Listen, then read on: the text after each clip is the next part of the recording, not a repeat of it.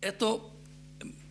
quizá yo sea más enfático a la hora de contar esto. En el libro trato de ser lo más equilibrado posible y de poner los hechos tal cual son. Otro de los temas que se tratan es, por ejemplo, el de la reforma migratoria, que eso sí tiene que ver con el mundo hispano. Por ejemplo,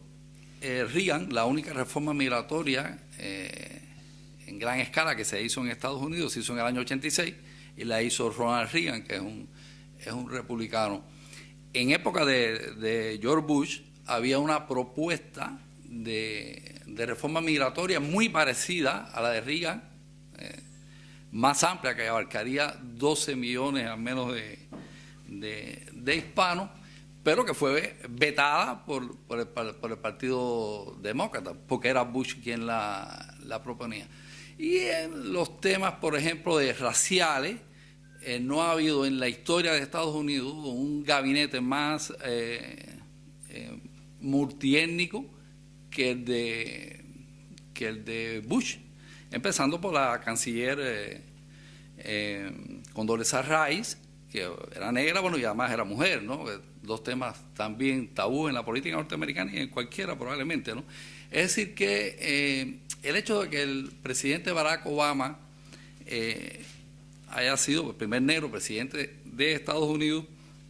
no es una cosa que se dio así de la noche a la mañana, sino que es un proceso donde precisamente el gobierno anterior, la administración anterior, había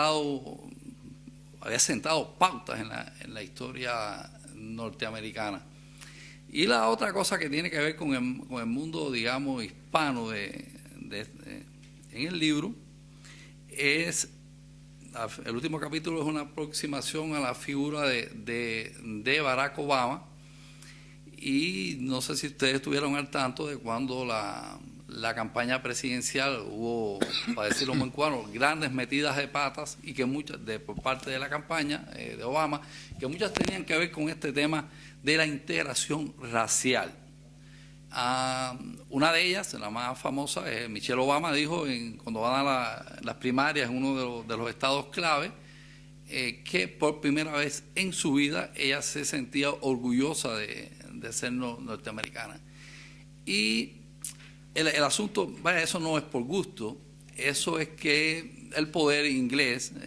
anglo, fue muchísimo más intolerante con el tema racial y con el tema de la esclavitud, hasta el punto de que, por ejemplo, en la Florida mismo había la parte dominada por los ingleses, los negros solían escapar e ir hacia la parte española, donde no solo los trataban mejor, sino que muchas veces les daban la libertad, como un problema también para ir socavando como política, ¿no? Pero en sentido general, el negro en las sociedades bajo la égida hispana o de España se integraron con muchísima más facilidad a la sociedad que lo que ha ocurrido en Estados Unidos, y eso va desde el tema sexual hasta el tema religioso. Por ejemplo, todo el mundo sabe que los españoles, inclusive la Iglesia Católica, hacía la vista gorda con el tema de las religiones afrocubanas, y que el famoso sincretismo, que Fernando Ortiz también estudió y escribió de él, es una realidad en todo cubano en estos momentos, y en Brasil, es decir, que eso, mientras que en Estados Unidos el poder anglo, y detrás del poder anglo, vamos a decir, la religión protestante era absolutamente radical en el tema del monoteísmo. Me perdonarán los católicos, pero la religión católica en buena medida es un poco también politeísta. Esto es a debatir, pero para decirlo así suavemente, pues tiene mucho de eso también, o tiene más que ver con el politeísmo que lo que tendría, por ejemplo, la religión protestante, que en eso fue implacable. Entonces, imaginen ustedes la fracción psicológica, la fragmentación en la psiquis de un individuo que viene de una sociedad politeísta en el mejor de los casos y polidemonista en el peor del África tribal, a una sociedad como la sociedad norteamericana o inglesa que no concibe otra forma de religión que no sea la comunicación directa con Dios, sin intermediarios, ¿no? En el caso, yo me imagino que sería muchísimo más suave el aterrizaje desde la época tribal a la sociedad moderna que imperaría, por ejemplo, en la Cuba colonial o en la Cuba o en el Brasil colonial o en cualquiera de los países de la égida iberoamericana que en el tema de Estados Unidos, que no solo te están sacando de tu sociedad y de tu entorno y te están imponiendo en un contexto totalmente nuevo, aparte del rigor de la esclavitud, que era dura donde quiera, sino que tus creencias son totalmente, si no hay sucedáneos, no hay puntos digamos, para aterrizar, o es en blanco o es en negro. Y eso creo que marcó a la sociedad negra norteamericana al punto de que la esposa de Obama, Michelle Obama, dijera esto, y al punto que Obama, por ejemplo, asistía durante 20 años a los oficios religiosos del reverendo Wright, Jeremias Wright, un hombre que si probablemente alguno lo haya visto en los videos,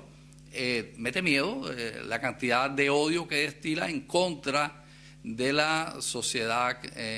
norteamericana y la sociedad blanca en general. Llegó a decir, por ejemplo, que estaba justificado los atentados del 11 de septiembre en Nueva York. Tú no asistes durante 20 años a ese tipo de descarga religioso-política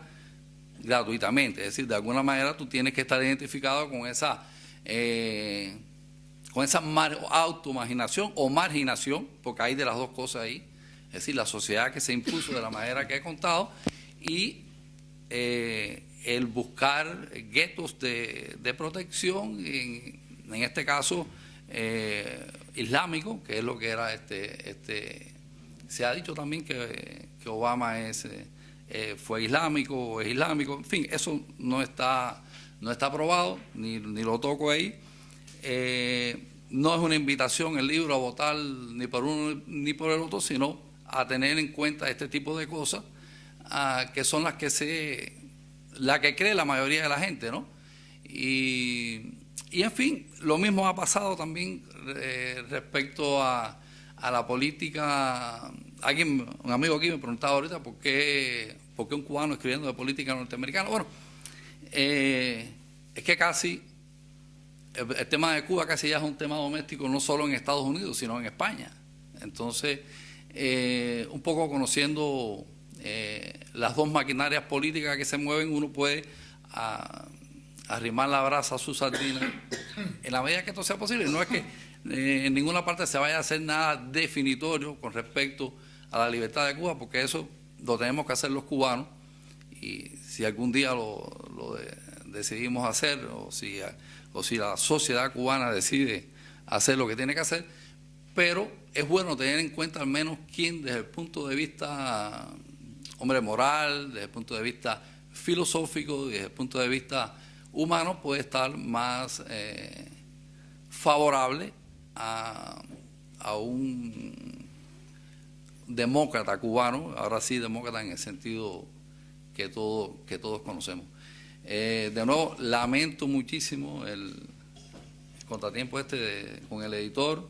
y de verdad que me gustaría que cada uno de ustedes pudiera tener ese libro. Aquí estará mañana o esta semana aquí en la fundación, y voy a terminar por donde debía haber empezado, y es agradecerles a todos ustedes el haber venido acá esta noche. Aquí hay gente que yo aprecio mucho, gente que admiro, gente que ha sido importante en la cultura y en la oposición al castrismo, Por tanto, me siento muy honrado de que esas personas estén aquí. No voy a mencionar nombres porque siempre uno corre el riesgo de que a alguien se le quede. Y agradecer sobre todo a la Fundación Hispano-Cubana que en el tema de apoyo a la cultura y a la oposición dentro de Cuba, yo diría que es algo ejemplar. Han actuado mucho, voy a usar un término masónico, han hecho mucho con la derecha sin que la izquierda lo sepa, y la izquierda ha trabajado mucho sin que la derecha lo sepa, calladitos,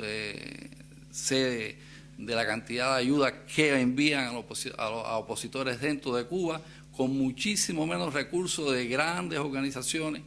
que en Miami tienen millones, y no se puede comparar siquiera con lo que envían las personas de acá de la Fundación. Y algo muy importante, que han tenido en cuenta algo que nunca se debe haber descuidado, que de alguna manera el exilio cubano de Miami ha sido en eso un poco indolente, y es en el apoyo a la cultura, el apoyo al pensamiento, que de alguna manera es el que mueve todo. Y yo creo que ese aspecto también lo han tenido en cuenta, han publicado libros, una cantidad de libros, que ahora yo no sé la cantidad que son. Bien, eso hay que agradecerlo y es bueno decirlo, y me enorgullece poderlo decir aquí en público. Muchísimas gracias de nuevo.